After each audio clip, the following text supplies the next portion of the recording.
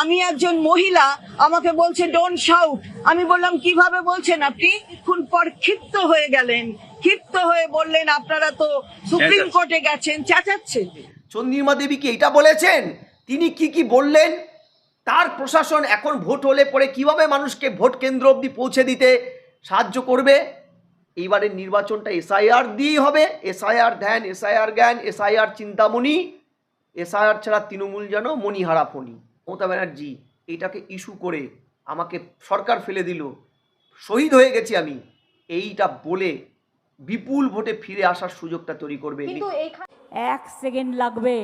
একটা কমিউনিটি যখন জোট বাঁধে না, ঘিরে ফেললে এক সেকেন্ডে দেবে একদম 12টা বাজিয়ে। একজন সাংবিধানিক পদে বসে থাকা রাজ্যের মুখ্যমন্ত্রী সরাসরি কমিউনাল হিংসা ছড়ালেন। এই মুহূর্তে রাজ্যের মুখ্যমন্ত্রীর বিরুদ্ধে ভয়ানক মামলা করা যায়, ভয়ানক মামলা করা যায়। উস্কানিমূলক বক্তব্য, ধর্মীয় ভাবাবেগকে উস্কে দিয়ে একটা সন্ত্রাসের আবর্ত তৈরি করে ভোট বৈতরণী পার করার অপচেষ্টার জন্য তার বিরুদ্ধে ইমিডিয়েট অ্যাকশন নেওয়া যায়। শুধু যে আমরা বাঙালিরা কত নিচে নামতে পারি রাজনীতি করতে গিয়ে। আমি বলছি জ্ঞানেশ কুমার এসছেন, জ্ঞানেশ কুমারের বিরুদ্ধে আপনার ক্ষোভ থাকতে পারে, সেই ক্ষোভটাকে আপনি রাজপথে নামালেন। বাম তৃণমূল উভয় পক্ষের এই বিক্ষোভকারীরা 144 ধারা ভেদ করে কি করে পৌঁছলো? প্রশ্নটা এটা। যখন মমতা ব্যানার্জির কনভয়ে জয় শ্রীরাম স্লোগান তোলা হয়, পুলিশ তাদের বিরুদ্ধে কঠোর ব্যবস্থা নেয়। অভিষেক ব্যানার্জির কনভয়ে জয় শ্রীরাম স্লোগান, ধর্মীয় স্লোগান দিলে তাদের বিরুদ্ধে হার্শ অ্যাকশন নেওয়া হয়। দূর, সংবিধান মানে না, সুপ্রিম কোর্ট মানে না, তারা আবার রাষ্ট্রপতিকে মানবে। তাদের ডিসিশন নেই কাউকে মানা। যে এসআইআর মূল ইস্যু হয়ে গেল ভোটে।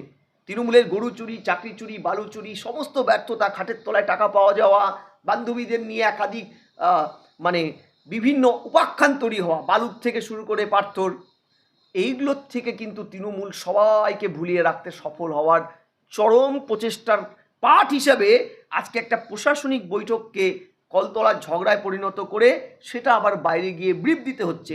বৈঠকে সদ্য আমলার থেকে তৃণমূলের সাংসদ হওয়া, এই নজিরবিহীন যে ট্রানজিশন, এই রাজীব কুমার, বিরোধীরা যাকে লোপাট কুমার নাম দিয়েছে, লোকে বলে প্রচুর শাসক দলের বিভিন্ন দুর্নীতির তথ্য প্রমাণাদি তিনি লোপাট করেছেন বলেই তার এই পুরস্কার। যাই হোক, তাকে নিয়ে যাওয়া। এবং আরেকটা জিনিস আপনারা যেটা অ্যাভয়েড করেছেন, হয়তো মিস হয়ে গেছে, তিনি যখন ঢুকছিলেন, তিনি যখন তৃণমূলের সাংসদ, পুলিশ, আমি ধরলাম ভুল হয়ে গেছে পুলিশের, চিরাচরিত যেটা পুলিশ কর্তার দ্বারা পুলিশ অধস্তনরা ঊর্ধ্বতনদের স্যালুট করে, সেই জায়গায় সেটা করেছে। আচ্ছা ভালো, একে নিয়ে যাওয়ার কারণ কি? প্রথম কথা বুঝতে হবে যে রাজীব কুমার একজন দুধে আমলা শুধু নয়, সংবিধানটা ভালো বোঝেন। এই জায়গায় দাঁড়িয়ে তৃণমূল তার রসদটাকে কাজে লাগিয়েছে, রিসোর্সটাকে কাজে লাগিয়েছে। কিন্তু প্রশ্ন যেটা দাঁড়ালো যে এই এক ঝাঁক লোককে নিয়ে আপনি সর্বদলীয় বৈঠকে গেলেন, কিন্তু মূল প্রশ্ন যেটা দাঁড়ালো, আপনারা সেই জায়গায় এসআইআরটা সুস্থভাবে সম্পন্ন করার ক্ষেত্রে সুপ্রিম কোর্ট যে প্রশ্নটা তুলেছিল, রাজ্য এবং কেন্দ্রীয় নির্বাচন কমিশনের উভয়ের ব্যর্থতা, অর্থাৎ রাজ্য তার ব্যর্থতা মানে ফেলে দিতে পারে না। মূল প্রশ্নটা হচ্ছে এই যে 60 লক্ষ 64 লক্ষ নাম বিচারাধীন, যে বিচারাধীন নামগুলোকে ইনক্লুশন করার জন্য যে বিচার বিভাগীয় হস্তক্ষেপটা হয়েছে, সেটাই দাঁড়িয়ে শাসক দলের ভূমিকাটা কি? শাসক দলের ভূমিকাটা তো এই ব্যর্থতার ক্ষেত্রে অস্বীকারের জায়গা নেই, আমার কথা নয়, সুপ্রিম কোর্ট বলেছে। দ্বিতীয়, চন্দ্রিমা দেবী বলুন, ফিরহাদ হাকিম বলুন, কিংবা তৃণমূলের প্রতিনিধি দলের সদ্য তৃণমূলের সাংসদ হওয়া আমলা রাজীব কুমার, আমার প্রশ্নটা হলো এই যে মূল জায়গাটা, রাজ্যে এই নামগুলো ইনক্লুড করা, রাজ্যে এই নামগুলোকে ইনক্লুড করে 2 দফা 3 দফা 5 দফা সুস্থভাবে ভোট করা কিভাবে করতে হবে, এই বেসিক দায়িত্বটা শাসকের অনেক বড়। কিন্তু এসআইআর ভারতবর্ষের অনেক বিরোধী রাজ্যে হয়েছে। আপনি এটা তো আমাকে বিশ্বাস করাতে পারবেন না বা কাউকে, যে তামিলনাড়ুর স্ট্যালিন তৃণমূলের চাইতে অনেক কম কেন্দ্র সরকারের বিরোধী। তিনি এসআইআরটা করিয়েছেন, কেরল এসআইআর করিয়েছে, রাজ্য এসআইআরের পায়ে পা রেখে ঝগড়া এবং নির্বাচন কমিশনের মতো সংস্থাকে কালকে কালো কাপড় দেখানোর থেকে শুরু করে গো ব্যাক স্লোগান এগুলো কেন করছে? তৃণমূল 15 বছরে যে বিপুল অঙ্কের জোট চুরি, বদমাইশি, চাল চুরি, কয়লা চুরি, গরু চুরি, চাকরি চুরি, মানুষের জীবন জীবিকাকে তছনছ করে দিয়েছে, এই সব কিছুকে কাউন্টার করতে চাইছে এসআইআর নামক একটি শব্দগুচ্ছ দিয়ে। ওটাকে সব কিছুর জন্য এসআইআর দায়ী। এটা তৃণমূলের সুবিধাটা কি? এবারের নির্বাচনে যত এসআইআর এর বিরুদ্ধে 1-to-1 লড়াইটা হবে, তত তৃণমূলের ক্ষেত্রে সুবিধা যে এসআইআর মূল ইস্যু হয়ে গেল ভোটে। তৃণমূলের গরু চুরি, চাকরি চুরি, বালু চুরি, সমস্ত ব্যর্থতা, খাটের তলায় টাকা পাওয়া যাওয়া, বান্ধবীদের নিয়ে একাধিক মানে বিভিন্ন উপাখ্যান তৈরি হওয়া, বালুর থেকে শুরু করে পার্থর, এইগুলোর থেকে কিন্তু তৃণমূল সবাইকে ভুলিয়ে রাখতে সফল হওয়ার চরম প্রচেষ্টার পাঠ হিসাবে আজকে একটা প্রশাসনিক বৈঠককে কলতলার ঝগড়ায় পরিণত করে সেটা আবার বাইরে গিয়ে ব্রিফ দিতে হচ্ছে। চন্দ্রিমা দেবী কি এটা বলেছেন? তিনি কি বললেন?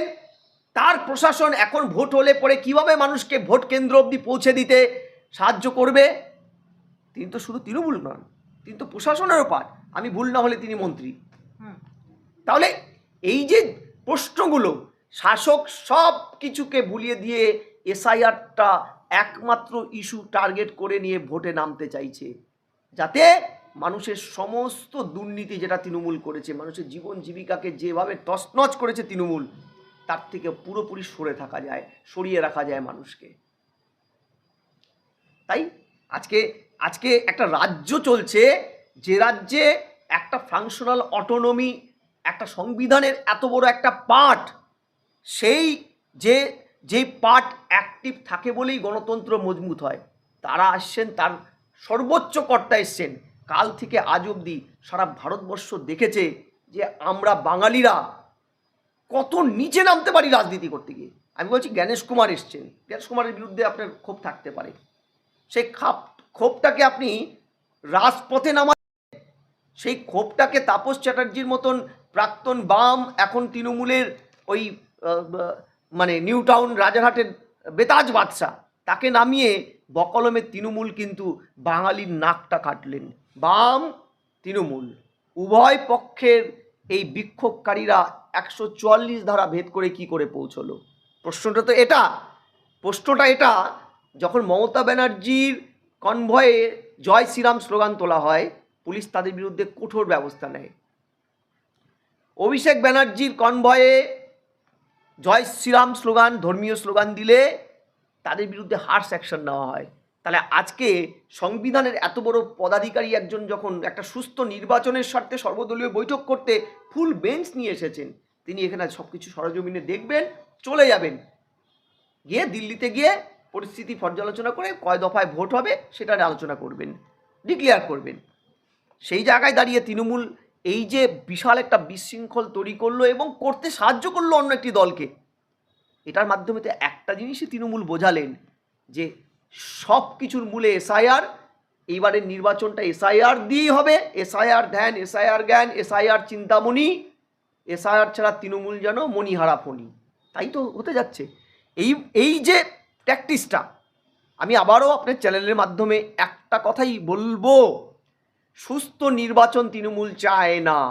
আজকে তৃণমূলে বিশৃঙ্খলতা তৈরি করতে চাইছে একটাই কারণে, ধরুন এই সাংবিধানিক বডি বা এই বিচারটা যারা করছেন, মামলাটা মাননীয় সুপ্রিম কোর্ট কোনো কারণে ডিসস্যাটিসফাই হয়ে যদি ভোটটা পিছিয়ে দেন, তাহলে মমতা ব্যানার্জি এইটাকে ইস্যু করে আমাকে সরকার ফেলে দিল, শহীদ হয়ে গেছি আমি, এইটা বলে বিপুল ভোটে ফিরে আসার সুযোগটা তৈরি করবে। একজন সাংবিধানিক পদে বসে থাকা রাজ্যের মুখ্যমন্ত্রী সরাসরি কমিউনাল হিংসা ছড়ালেন। আমার কথাটা হচ্ছে, একটি সম্প্রদায় কার নাম তুলেছে আমি জানি না, আমার গেস করার সাধ্যও নেই। তার অতি ট্র্যাক রেকর্ড বলে আমরা দেখেছি বিভিন্ন প্রান্তে যখন তিনি ব্যর্থ হন দাঙ্গা আটকাতে, হামলা আটকাতে 2-3টে সম্প্রদায়ের মধ্যে, তখন তিনি কোনো একটি সম্প্রদায়ে এই মাসটা রোজার মাস, এই মাসটা মহরমের মাস, এই মাসটা তারা ফাস্টিং করে থাকে, উপোস করে, তাই তারা এই মাসে অনেক বেশি ধৈর্যশীল, আবেগতাড়িত হন। এই কথাগুলো তিনি তো বলেছেন। পরোক্ষভাবে ওই দাঙ্গাকে, ওই হত্যাকে, খুনগুলোকে উনি জাস্টিফাই করিয়েছিলেন। আপনার মনে আছে শামশেরগঞ্জের দাঙ্গাটা? আপনার মনে আছে সেই প্রেক্ষাপটে জাস্টিফাই করে রাজধর্ম যিনি ফেল করেছেন, রাজ্যের পুলিশ মন্ত্রী, মুখ্যমন্ত্রী, স্বরাষ্ট্রমন্ত্রী, তিনি তাদের পাশে দাঁড়িয়ে কথাগুলো বলে আলটিমেটলি সেই দাঙ্গাবাজদের মদত দিয়েছিলেন। এবং সৌগত রায়ের মতন বর্ষিয়ান সাংসদও পর্যন্ত দাঁড়িয়ে বলেছিল আবেগের বহির্প্রকাশ ওদের। বুঝুন একটা সরকারের, আমি জানি না তিনি কোন সম্প্রদায়ের দিকে ইঙ্গিত করলেন।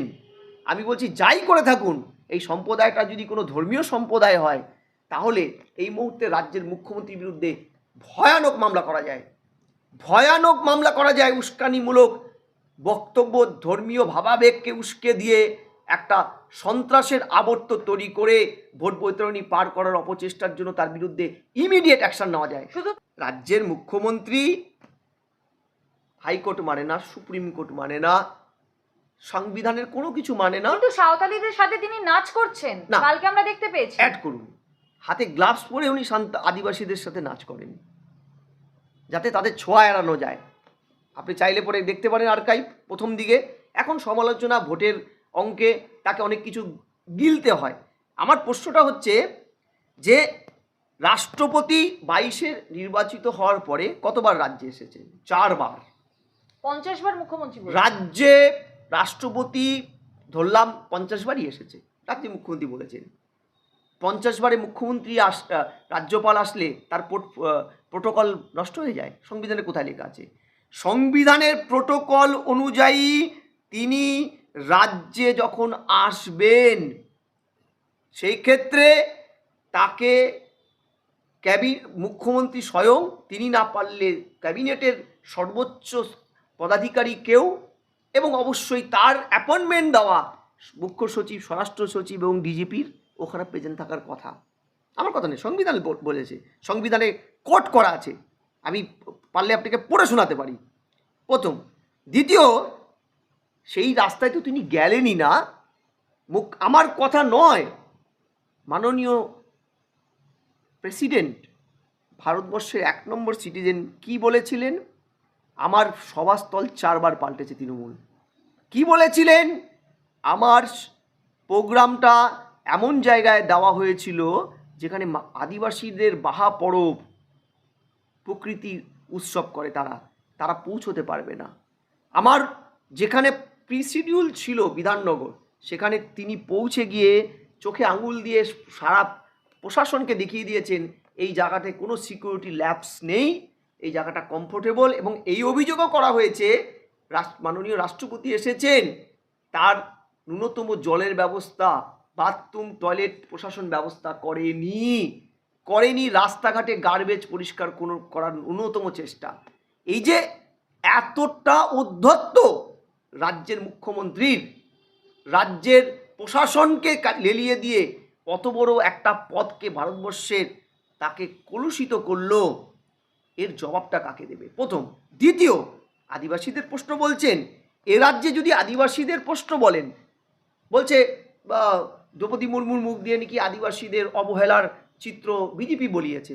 আচ্ছা, আমি বলছি তথ্য কি বলে? তথ্য বলে আদিবাসীদের বিরুদ্ধে হওয়া অপরাধের ন্যায় বিচার পাওয়ার ক্ষেত্রে এ রাজ্য ন্যায় বিচার পেয়েছে 100টার মধ্যে 11.9%, অর্থাৎ সারা ভারতবর্ষের গড়ের অর্ধেক। দ্বিতীয়, 32,000 ভুয়ো শিডিউল ট্রাইব সার্টিফিকেট ইস্যু করেছে এই সরকার। আমার কথা নয়, সরকার সিদ্ধান্ত বলেছে শিডিউল ট্রাইবদের যাদের চাকরি পাওয়ার কথা, সেই চাকরিটা তৃণমূলের মদতে ব্যানার্জি, চক্রবর্তী, ভট্টাচার্যরা পেয়েছে শিডিউল ট্রাইব সেজে গিয়ে। আমার কথা নয়, 2019-20 আর্থিক বছরে আদিবাসীদের স্কলারশিপে রাজ্য খরচা করেছিল 15,69,08,000। 24-25-এ 5 বছরে পরে খরচ নেমে দাঁড়ায় 14,83,45,000। 20-21-এ বাজেটে 25 কোটি এই খাতে থাকলেও 26-27-এ বাজেটে নামিয়ে 22 কোটিতে দাম পায়, অর্থাৎ আদিবাসী উন্নয়নের খাত দিনকে দিন কমেছে। পশ্চিমবঙ্গ বনাঞ্চলে পাট্টার আবেদন হয়েছিল 1,42,81,000। জানেন কি পাট্টা পেয়েছে কত? মাত্র 45,130টি, অর্থাৎ অর্ধেকও দেয়নি। 1/3 সরকার আদিবাসীদের পাট্টা দেয়নি। শুধু তাই নয়, এ সরকার আদিবাসী ডেভেলপমেন্টের জন্য কার্যত কিছু করেনি। শুধু মাঝে মধ্যে কি হয় জানেন, সারা বছরেরা কোলের তোলা পাশে বসা কিচ্ছু করায় না, পাশেও বসতে দেয় না আদিবাসীদের। ভোটের আগে ওই মুখ্যমন্ত্রী নাচেন আদিবাসীদের নিয়ে, ভোটের আগে এদের কোলে তুলে নেওয়ার ছবিগুলো বের করে। এটা ভোটের অঙ্ক। বলছি দাদা, আর এগানো পিছনের চাইতে বড় হচ্ছে রেসপন্সিবিলিটি। বামেরা 3 দফা ভোট চেয়েছে, বিজেপি চেয়েছে, অন্য বিরোধীরা চেয়েছে দফা। তৃণমূল দফার প্রশ্নে চুপচাপ ছিল, কারণ তারা তো জানে দফা বাড়াক বা কমাক তৃণমূল ভোট দফা রফা করবেই, ভোট লুট করবেই। ওটাই তাদের one and only agenda. Trinamool তার শাসক দলের যে দায়িত্ব সেটা যে পুরোপুরি ফেইল করেছে।